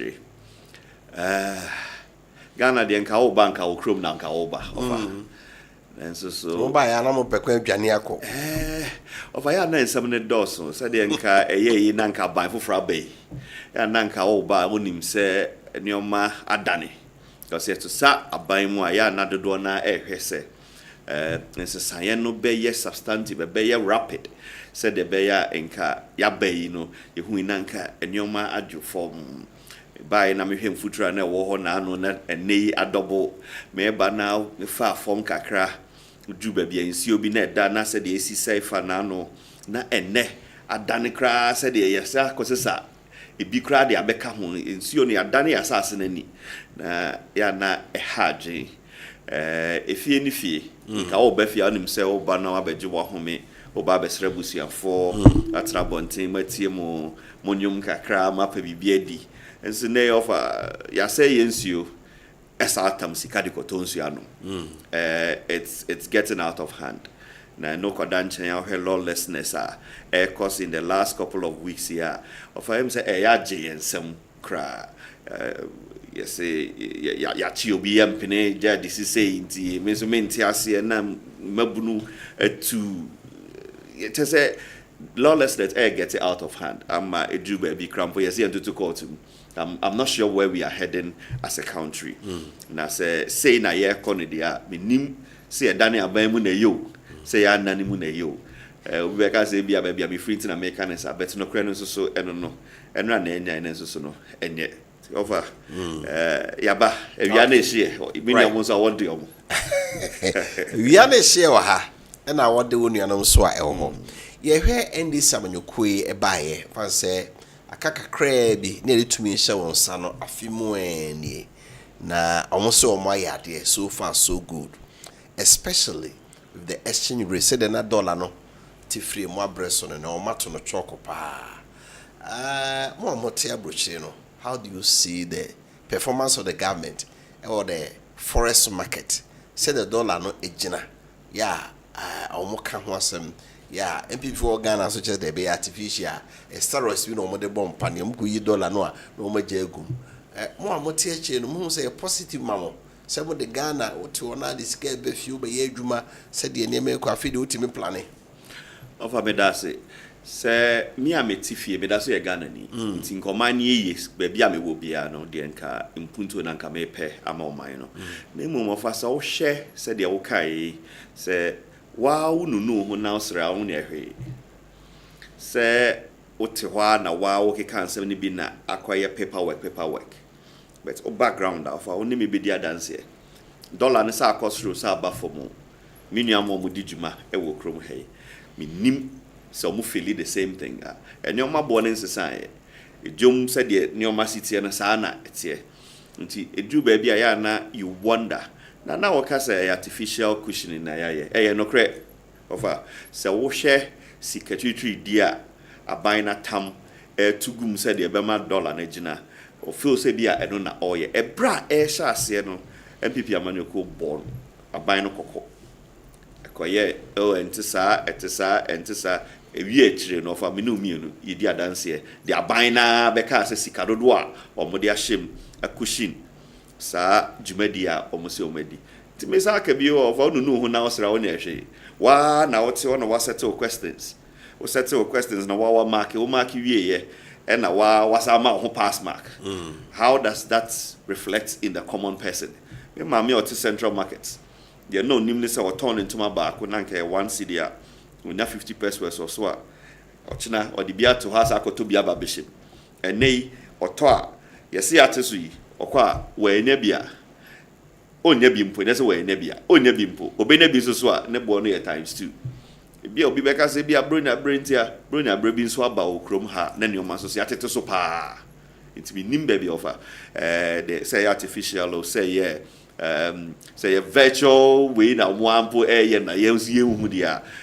ba bia metene de say dem kan no nka o ba okrom na nka ne o ma ye yanka wani beji enesa mete amano no ntimi nka se ye ma ye sika ne nkosoro na en favor mi amete amano ne me be ma nka obi krom ba mi amikrom nti nka ne o ma ne ye hye ne o ma ne ye ena ukodwa so na ne o ma ne se de ye kan no sa na tia of amididi se nka menu mi ni yankomodie ni ese enu amekoto nsu kra ya teso about 50 pesos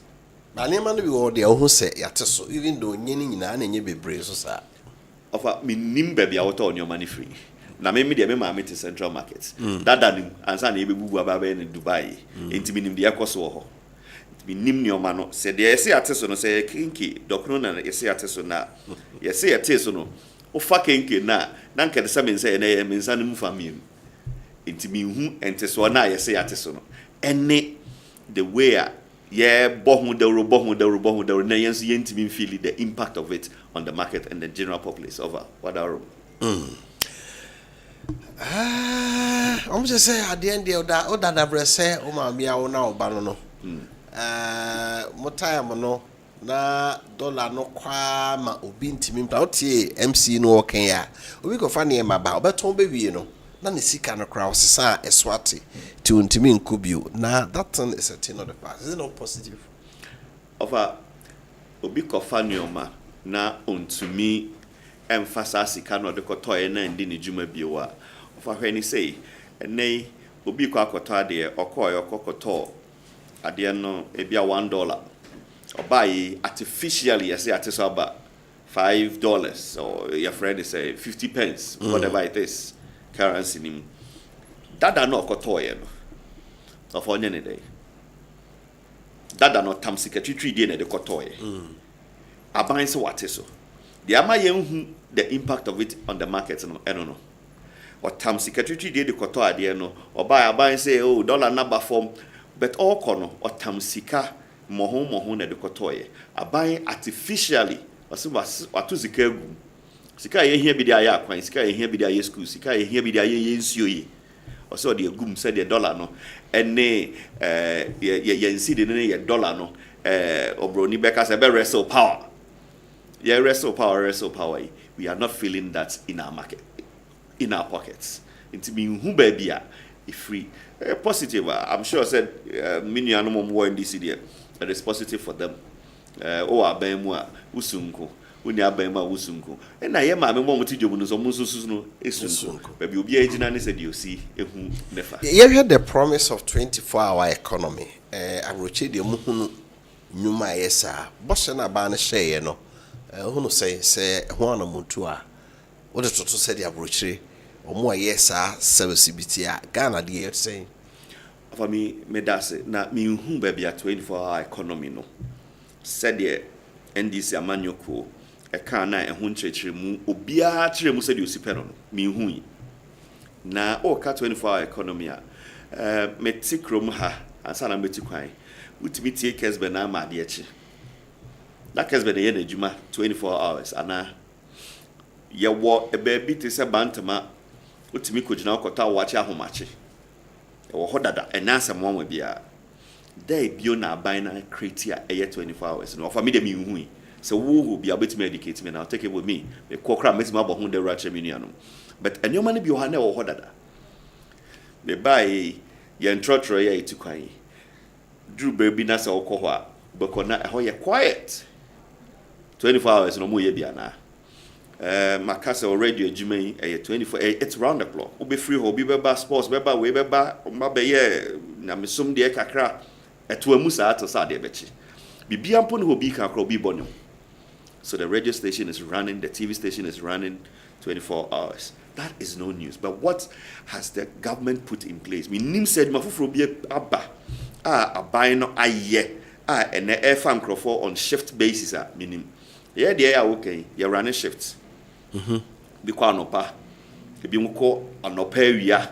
and ebi muko enumre, and ebi muko night totally. Minima jumabia aban ne dia ba offer, and nay ye running the 24 hours. Minim dia say bia galamse no mutu na najon dia, and ye media tum say galamse na nay 24 hours. As I say pass it here the offer. It is any obo me. Me nyahu 24-hour economy no the impacts on the economy.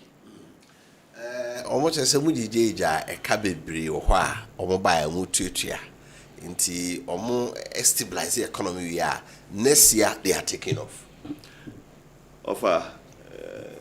a yako yes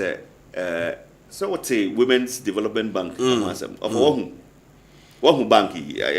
wait there be I'm putting on you on the spot but what but say a two a who sikadi a ho away. Inti see na yes no yes day ye shata ravage na TV so asre ye di chin yes ye so abrains yo to aseme si dada asamo ma bia mai nti see na e ka ye ja ho ne adede na den na yem bo sika so ye ja ho sika oil sika ye di cushion oil e da so ho aban e bai wenya ho mfaso adena ye ndi sa ankomo no aban bia it's a continuous business into we beba oba yi na ska ho omam ye hu se ska ho na won san kaka ne nka ho na fa ye hu ba bia wo nim aban ba mi hu any physical development esi it is more like antics gimmicks ne bloggers di agrona minister sabi minister ko jane na kra pick e be ka ko chan picture di echi sa minister say or call baby to galamse na wapeja na battery kakra na washa helmet na or check camera and say infantini paso. I'm not sure if that is their way of dealing with the crisis as a womb as a country. This is something that Mijidi said a worrying that we need to be looking at over. Yo, on our FIEMRA, near my part in internal organization, reorganization, moye next month, mube mo flag bearer. Na yesha sim free campaign na ekoso no mo mpanifo no bebre agye atom se mamamuo no niema bebre chiai ene ma Ghana for poms. Were you surprised at the margin of loss? Said the MPP pa 2020 munya 6.5 million netiba 4 point something no moto said the ne torch ma Ghana for poor MPP ma mutin kugu se no parliament kra numbers no and so any sir of medase na ansa me ya no ma me kan say me near communications person for the party into me madwenche I am responsible for what I say here. Okay. Into so we confirm me in whatever context no kind of offer. It is entirely up to the individual. But for the records of your listeners here, or more share, you know. But say we put it on record, say, me imagine my gentre and not me tre. Offer and you be brave and chay nano. And then the other baby baby away. All right. A drew baby as see dear home como. Now you can't crash your home. Na say him to my fina ya a see na nanky and peso be home. Ye be simum near dear hata ama eniate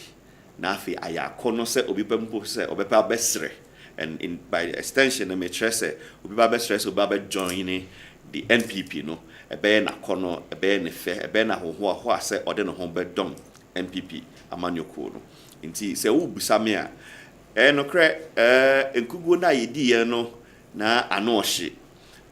your numbers because it's not like a nye say and so anymore it continues to dwindle and this is me being honest say you cannot create your home it is about time the leadership of the party sat up and deal with the situations heads on say amasa near per se yem please nipa ye wom yen idolizing nipa e wom na ya yinunu ye ho na yen sra we're going to suffer the worst of all the defeats ebia ye hu bi okay nti media of abusame a me gidi se nyoma bebre encheye ya ye ni nipa kran kita hodie e ka ho ne abedru ba bia we yen communication na ka ho na ya ba bedru ba bia we me gidi se dru ba bi no na to me ye amene ye said ye enke esenke etimi temi ye ho anase ye ntemi to me no edru ba bi ne ye re ye fie ho as individuals and the obiabeka say free way and say free way of me the make say ye nyina collectively they all know what's wrong the what form me a make asa ye nyina ya ho keka ya ho fama nyoma ye de said the nipa hwe ye ka ensam kire na bia ye mpo ye ntie na ochna ekosi sa no say me nua bi to no say or you surprised that it's entirely up to him. But ye mu be DS Americano cry, and this is my opinion. I stand to be corrected by any other person. Media Mihune said it was glaring, it was staring us in the face. He said, Baby Ayakakwe, ne Kugo na ebeba. Ebine say, Ova Makay and Kita Hudie. In Yanum be our munya position or from moi. Be I said your no becasa. It's a mini be patch over. So, friend. 2 minutes yes ana etie eni won sa wadaje wo opposition wadaje pa unya 2 minutes wia djuma Ghana na ubu ntebia na wo refi wo kakra because no de 24/7 no dwen Ghana ho openi bi obedi Ghana man so say Ghana jinjini nti no manenda nti said ye ka no ye ni nipa nkita hodie kra no ofa na nso ani ye ne yasam papampo aya yempo ni nchechire mu STEM education ministry STEM ejuma o ma ye wo ho we couldn't even tell Ghanaians and yoma ya ye wo ho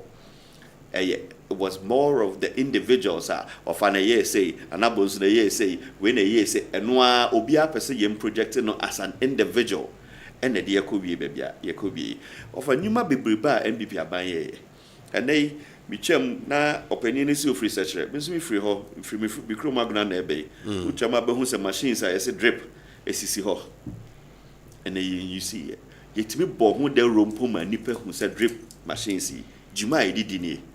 Na kwan pa e fa so. Oboni be ka se access no empo no enie. Yentimi end this ejuma. Na se yentimi eni se ejuma na se to me no druba bi kra yesi yenyi enua bi free aban mu amanyoko no parliamentary candidate parliamentarians Kenoforiata yes yenyi no yes yenyi ni yempene brebi atwam na nketimi yi obi fro na nipa nani age no monya didie wo mu corruption perception ye kaka no fada mo bia amba obia nim se onsoso no ofuaso anase ogidi anase you are even a party to it nti sa ne o man nyina sa perception ni to ye ntrim epushi ya media code bia ye ntimi ayi ye ho ano Ghana for so ye nuan mo mo NDC omo wo machinery bi wo mo party my friend propaganda omo timi de ye adwuma ma ne tonkrofo trim e tonkrofo trim ni nipa gidi e gidi na dia ba bedu bia ba bedu ti ofa bia won de but the science on the wall said all kind of so here results about 2016 and results about 2020 now it is more kofo it was all here yabato ato ni nyina no party ni ba ofra John Kongo for bar 2000 no The call 2004, the figures in our course. Let us an infie nine, the Juma Sani. Professor Mills, a card de Senkanado break the 2008. But after 4 years, no, or members of parliament, Cosro, Nanado will scribe form. But one day, the moving in 2016, no, more come second term, no. Party mo BT NDC almost 1 million. More next election, at about 500. The Mendes phone say, ain't no cacrabi a numbers are more parliament 169 and NDC for 106. On my pay say 2. I just said, no one need that. Because someone who said next election, you know, some to near me. But said, okay, near me P and near Cosono. I am 2 minutes cramara. My associate over made us say, na and as soon as SEC. I mean, if I were in terms of reshuffling, of a money capacity up. Okay. Yes, Sakra, a buy no and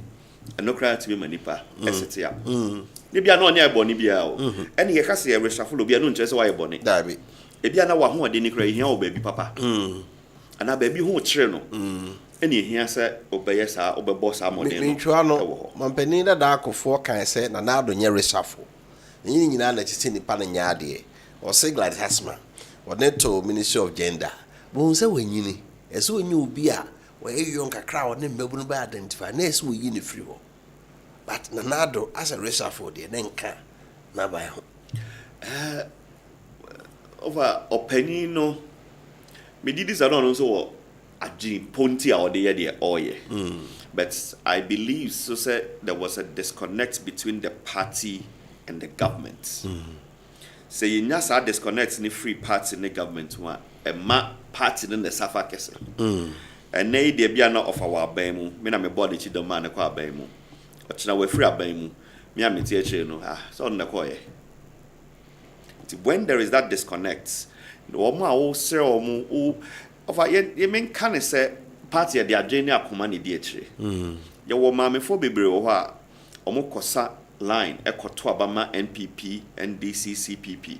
omu nim presidential candidate ne se oni e na adwene na akoma no di party na chi obi nso se de atwa ne fruma obi se on de ye woni tum obi se woni mogem se oni sa nipa yi dili na se wan fa waso an tofo amamu a wo bu na yi nipa na affect yo nti ye kaka na se wan tie na wan di hu djuma bia ya kwayete se enipa na sebe esa obesumo mo no wehura tena ho mokon so sa perception nso so na wo ho be se e we die me didi se bia obekọ ho but party ni hia se ye boaboa ye hu ye ehye ye neoma ye ne de kodwa so ne ehye ne fe se de Ghana for ebetumi ato ene ma me fe nwura ho preko na mo ye reorganization kade ni mi se moto aba from polling station, electoral area coordinators, constituency, region, national, now if flag bearer. Party benefits, when you flag bearer and answer. I must say, Nipenum and a agent. Contest, no one say. Offer me that say, Minaya, Enka, Huawei, Inka Beparimi, and so. In the first place, that top down approach, you know, happen for the buyer, no one say. Of a crime be so no, I think Wofa Kofi the intent no year. Name mum, say it was done rapidly. Yeah no, so any the year. In that, so said the city share a free a double pencil. There was a precedent to be Emma Sasemia ye ni ye be ma ye rajeko for because na sabre ne jitum se o mam ye ra na memfa ne kransie adubu ahen we nya bre amfa en dijuma na so didi no e ka ho na amagana for amano franka no anaso manjina ntum eno ewo ho na emum megidi se so oni ni pay dili se de ye ken a anoma bi wa ye friend no ye no pilot kakra na yɛde akɔ akɔduru baabi yɛpɛ sɛ yɛde kɔduru ɛfa bi mu kyerɛ sɛ yɛpɛ sɛ yɛyɛma no krampo it is skewed towards a particular person ɔmo nso nim deɛ ɔmo ahu ɛna ɔmo ka ho asɛm ebi nso so ɛsɛ ɛyɛ ne nyinaa mu no me de me feel sɛ yɛana ɛsoro hɔfoɔ no yɛ mpanimfoɔ na ɔmo di anim no ɔmo nya ntoboaseɛ na ɔmo tie fam no yie a nka saa nneɛma yi sɛ yɛ o sɛ nyɛ o the approach could have been better na yɛankɔyɛ no ahohare so sɛdeɛ obi HAC ɛbɛyi ɛnɛ na obi ka sɛ yɛyɛ de afavor Wofa yɛyɛ de afavor Boakye Bonsu yɛyɛ ama no akɔyɛ sei wohwɛ mu a ɔmo nso so wɔ nyinasoɔ deɛ ɔno nso sɛ ɛfɛ bɔ foforɔ ɔno nso so wɔ ne nyinasoɔ mɛtene nyinaa mu no fa yɛnya de aba medidi sɛ yɛbɛtra saa hurdle wei na that conversation will come back to the table again and I'm sure say no free hɔ we're going to go into yɛn leadership the chairmanship the secretary and the other bodies ɔmo hwɛ party no and I'm sure say ebedru prebi no yɛbɛtoto nneɛma foforɔ and I think that it will bring a different form of ideas and knowledge and all that. The berane yenjumedi no. But me say omunyina flag bearer aspirants in omba mo ho amanone ne mu bedi nkomo. There na nkamu mu be na mpese mu hunu after the race because utiti bi mu so want to say mbewie de na so ekire nsem be pi. Oba me da say na men kan say political party and as a football team. Fachame, now I do not have to be your brother to identify with you. And Nyemujano pe enetre bibia. Ya call Eddie Hoko Doma Manoko because of the ideologies. A manoko no a war. Na yede ya ajine and so to whom I feel say, oh, media offer Natari Kala idiot. Dia meni je ho pa na dem po minsuro na meka nka meka so atare nka bia ye nua bia wate ne ho nanka em so ye campaign na ma no se de o yellow yi esi nenso so me mfa ne sa nti me gidi se in kabom said yes say ye tu ya na mo yi will determine what happens afterwards. I have said it before. I can be criticized, party can take measures and all that, but this is my opinion. I think we lack the leadership a bit more crack the whip. The CIA way. And I say that without any now kasa. You say we NDC omuni former president bi otiase. But MPP the mutriye we are blessed 2 former presidents. Our media didn't feel what you paying. Because someone no lack leadership. Is it because party chairman said we want to put together? Over the former presidents are yet the leader of the party. The 2 former presidents and then the leaders of the party. Now the leadership of the party, from the chairman, the secretary coming down. Omuna bo ye juma na ye di no ye party no omuna bo omubo omudi hu juma se party no be ye party na obia wo ne ferry for offer ensem bi wo ho na se pia na se ofa otwe hu na ye ya me de enka otwe hu na ye mu obi could deal with it ade bi wo kra na de so na se bi offer me modi na ofo se wo mudro no entumi sa responsibility na ede ma una offer humbly ultimate ka se juma ide metimi aye na emu ma me nye kitchen adwuma na opani we mu mu fa aduane ne nkwa abonten ho eno no nse hwe ya modin no enkyere hwe ebi aye pia abonten bete chef na ehu chef no da kwa be pie ne obia ba age so se chef no na ye aduane no wa akire se wo hwe baabi a yakodru sei decisions bia party timi de beto ho ye de beto ho ade akire an yin na ye buafa so including myself because kwahin obia wo MPP party ye dancer for those say party bia bi gidi say wo lawyers crossing party bia wo krom ha enti ye nkabi mami nkabi no ye kam ane broso enti that's it Nti edru baabi na say build a consensus na we are not able to build that consensus. Consensus building is also no you say acquire to say offers obebo me akodua na bibi ye tase no banyansa for. Thank you offer. Nti say edru baabi a ya na leadership o. Ya leadership to meche no ho kra eno nti na committees. Those adwuma panyin no wate committee bi no wache no ho afra asem no ho so monko dili na mu wi a mababa amane ohwe nipa ne capabilities ohwe nipa no se de ne mudrosity se bibi ena adwuma bi ne ade ama obi na nipa no krampo no o feel se ye akoye se o ye adwuma de boa wofa take a different approach na party mane hu se o de ugina ba bia ugina enei from parliamentary candidates, and we say it boldly. Party chairman. Obia sa obabe sweno. It said offer. We dey maba person as na mbabe chiao.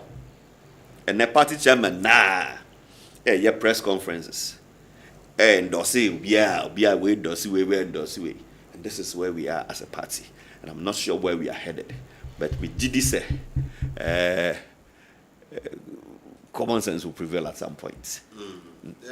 We don't know what can trouble. Of say okay, ka otibo mu akoye se obi oye bodamaniti that could be timi sinenu so na afa adwen na reset. Eti no se former yatoi entimi a reset ya minim de betimi a reset yen ba bia ye wo igina sese. All right, going into 2028 election, about to die anymore. Ebeya bakosem wo Ghana. If you see 2016, so here 2016 abakosem see so mampani oti akonya so. Wasa contest bi odi nkugu. 2028, mampani oti akonya so, emra man kwan so be ko bio. Nti gise ne party di nipa foforo na eba. But traditionally, party bi aba omutwa emfie nwotwe ye 1992 constitution as there we can say emrase chinchina nemum. That is what has happened. And then the Chesa MPP after just 4 years Ghana for say the okay na no masa do mababiu of me that say I want begin ko for aka say me say he was treem net to aba the buy na wo ka e modern ma aban ne say wabo na me nso me kire say me hu sa e modern moyi Abraham bedru Ghana yi me ma me hu yi me nua no mo hu yi enkore ko school e hu ye nurses are can ya catch nurses in plain language say afia ye besimi na de be fa wo omu nyina so ehu baby omu nyina na no nurses are betina TV so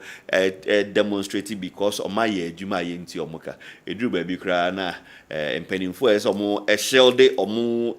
nurses ni omu doctors ni omu ye adwuma mo no ye pempo yi nurse ni bi adi because wakoka na adwene ewo ho se NPP ehye ye nyoma yi na sa hedo ya ye wo hoi sa internal contest aye bekoyi ni de ye wo mi etimi ehye ye nyoma yi ni etwam efri ho a ofa me didi se Ghana for ebe suansio no masoa ensa na omahu ba bia ese omotoma edefa na history de ye na ofa history bia so na say Yamani repeating itself 8 years na year day media in as much as I'm an MPP person I would have loved say aban bi ba na so ye na senya dana amba mbunke into aba foforo nanka yensesem ye ma 4 years no asay na maya na ye ma onfie miensa ye ma onfie mienu asay na asay dodo naka amammo no hia ebre ne ade no krese bia ohia mre dia ye whatever you need to do but your position ye hunye as a party ejai ye matime me wakame na ye na obia ye bema wo party ni mu ene ya ye ken ni ehu se enye meboachi bonsu enye obi ote baabi ni mum osoro ene yesom no osoro ne dan no osoro na ye pagya no ene individuals me gidi self your party ne be yakono Baby, I told me a couple posters now, and once ye come upon an idiot. Say, my bam, Tony, no. Mam Scannerman to mount. When you say, no, a coon party, no. Over Senka Okosraubi, na oko, no say discaway, and Najiwe Fafaka, and Caneboni. Nenso so the way and politics,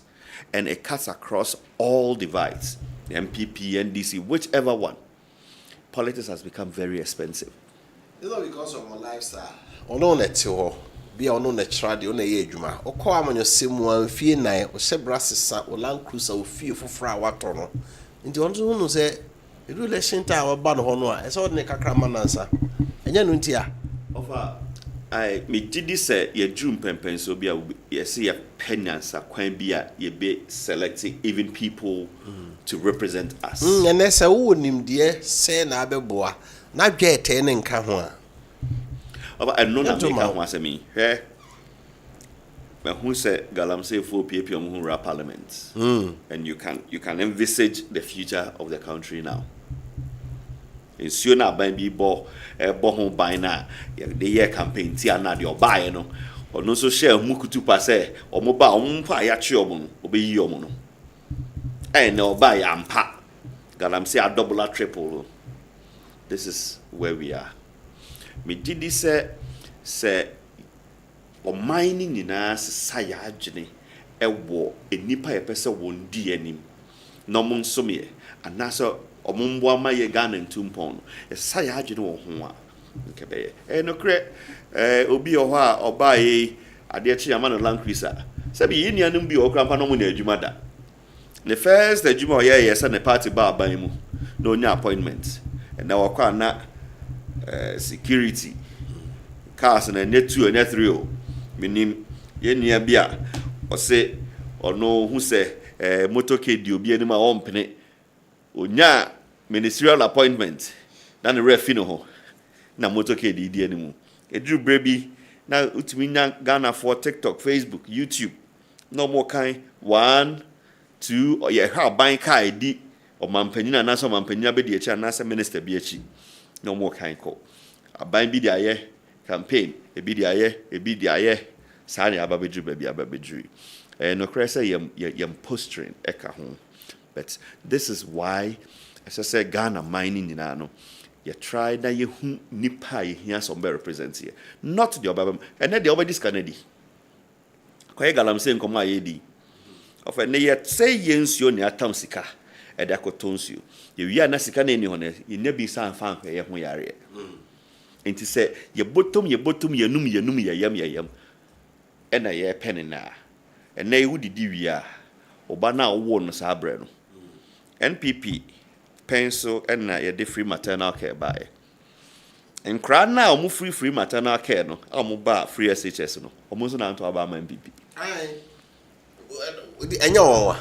And that is what I'm saying. You are not sure say free SHS need no new first time voters need there. Duly nipa be 3 million register and be 2 million crowd in Benya.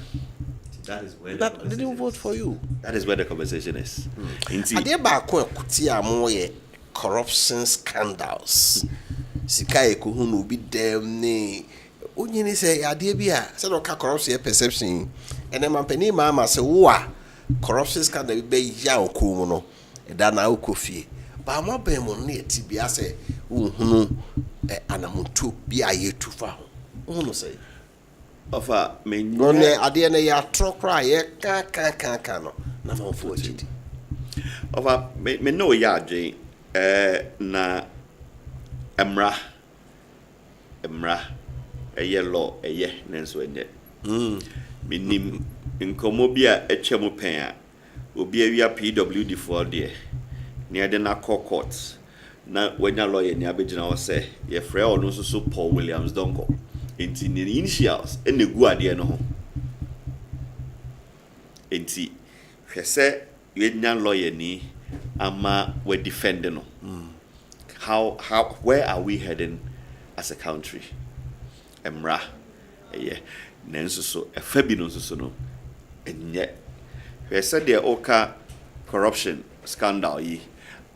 ɔka ho asɛm yi ɛyɛ akɔyɛ sɛ yɛka no sɛdeɛ wɔka no nokorɛ ɛtɔ yɛn tirim ɛtɔ yasum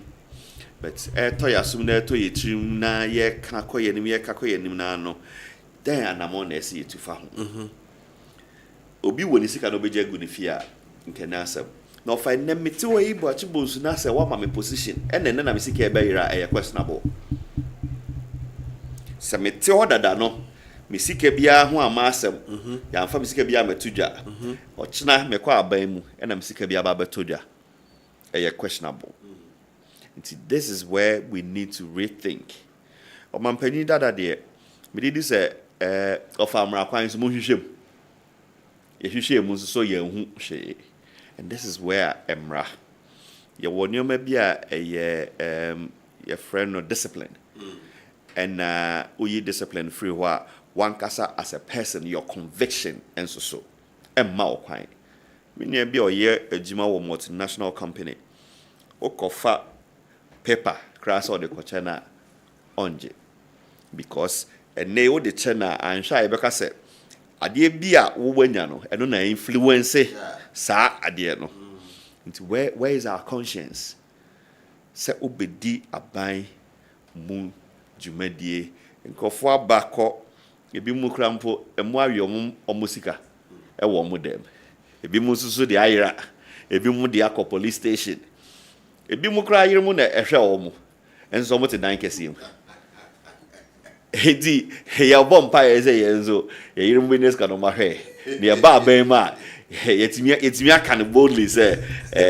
Jesus me worry na me yiri muska this is a serious window we yakuti akese pa oba be bo obi adi me say yakuti na be me dress say e asama me no mienu si enim ha ebi mu tete ka asa kese e tete ba bia hosika no ne bo wo soro pa enso so omo yiri mu na hwe omo nti omo yiri mu adwuma so ya nteda right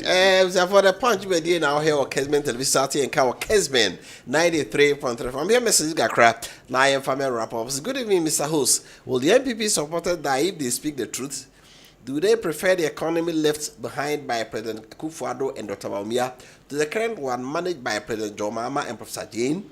The rice I used to buy for 570 in 2024 is now sold for 350. I know the neutrals are happy with the current economic growth. Say yes from Bokrum and all the way free buyer. Also, good evening of her. I'm really enjoying the show this evening. From all what is going on, it is clear that the MPP will bounce back to power in 2029, inshallah, because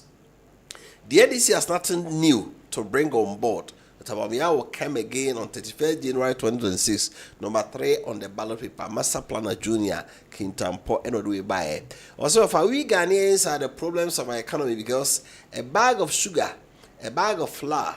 margarine prices are so down compared to last year by this time. But the size of bread is smaller than when the price is high. From Kobe, as seen Praso Kobe. No ya adwen pa na no na me ka sewe if abode atoto kokko Kofi broke man ene oba Kumase Swami roundabout oba race course bedwumu a utumi nya bode edru 20-30 series ye ma me no ototo kokko no still na oyi betting back twam 9 e de back bia je 5 series inti ade ne ba from kro mo ton no person beti so. Hello, Mr. Host, Abdul Karim from Wenchi. Now, the MPP Jadam is end, so Ghanaians know better than you. Okay. Good evening, offer. Please, price of everything has reduced drastically. Example, freight or oil, iron rods. That's the impact of the good management of the forests. Okay. In fact, we last one. Also, Benjamin Fensisewa watching live from Fensisewa Sunyan Road. We need to honorable wisdom Sebuama on all the unnecessary taxes introduced by the previous government removed. So this government got money to run the economy, and the free SHS that we use for excuses are still going on. Thank you, JDM, but he should focus on the grassroots too. You soon is soon. All right, honorable. Yeah, the baby here. Until find out whether someone walk. Actually, Ghana for Chichu party ma. I'm say buy what said the amount for sika onsem campaign omo masem be na waka party ma for reorganization oye ho of amedase mesre na masre party adehye party ma party Wofa for party se wamu party ni amane mema se achia ni muye enkuguo na edu esi ye no ama ye mu bebre yaboto na enso so boto yaboto no edu bre bi aya na eye ebi krampa na oyi bibi afri ho na odi bibi abesi na nan ebi ana nyankopon po hihye yem se ye bekofie yakototo ye nneoma yi na yaba ne feso de ekosi esipen nipa dodo a wo abusiam adehye no obi e pray to me obi e pray akonya esi edru time bia ye pagya ntokwa ne kosra edru said the better forma obi kra put me the nsa so na asem no adwobrel mesre party ma se omunkoso nya didie wo osunu kokroko amanyoko nim Ghana man enkoso nya didie wo osunu kokoko amanyoko nim na omunti ase se NPP pe enede ehyeya e affect sikani ohiani policies at the NPP NDC and the experiences self amaka me say can subio it is more or of a TikTok live ko baby ana camera di echi ne twa e dware cry be see twa ye hu se minister na e dware